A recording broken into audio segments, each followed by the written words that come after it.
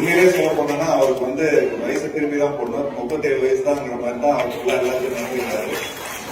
So என்ன மாதிரி என்னைக்குமே எங்க அப்பா சொல்றாரு, கொஞ்சம் காலையில எழுந்திரிச்சோன்னு உடற்பயிற்சி பண்ணு, இந்த மாதிரி நிறைய கொஞ்சம் ஃபிட்னஸ் சம்பந்தப்பட்ட விஷயங்கள் எல்லாம் பண்ண அப்படிங்கிற மாதிரி சொல்லி நான் கொஞ்சம் இப்போ வரைக்கும் கூட ஒரு அட்வைஸ் பண்ணிட்டு இருப்பேன். பட் அப்பப்போ கொஞ்சம் நியூஸ்ல பார்ப்பேன், சார் வந்து சைக்கிள்ல போவாரு, டக்குன்னு ஜிம்ல ஒர்க் அவுட் பண்ணுவாரு. ஸோ நமக்கு வந்து உண்மையிலே ஒரு பயங்கர ஒரு மோட்டிவேட்டிங்கா இருக்கும்.